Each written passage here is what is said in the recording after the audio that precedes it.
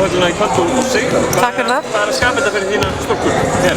Sko, það var náttúrulega bara gameplaninu að sigra.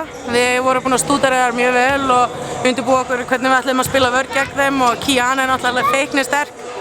Og við lögðum mikla áherslu á að loka hana, það náttúrulega ekki alveg hægt alltaf en við náum þó nokkurn veginn í dag og það vantar náttúrulega helunu hjá þeim og þá er að gera að reyna að ráðast á þeir þegar þeir eru veikar og einmitt byggja upp okkar eigið sjálfstraust.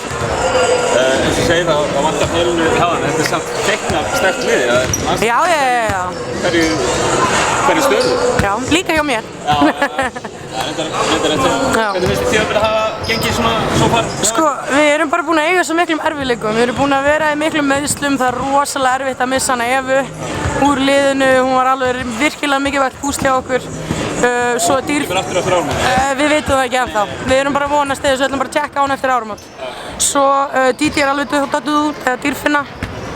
Og við erum búin að vera svolítið einmitt í meiðslum og erfiðleikum og við erum bara í stað fyrir að einmitt láta það draga okkur niður þá erum við búin að reyna að byggja okkur upp og ég held að við erum bara rétt að byrja núna sko, að reyna að fá liðið saman og ég held að við erum bara eftir að fara á flug og gera miklu betur sko.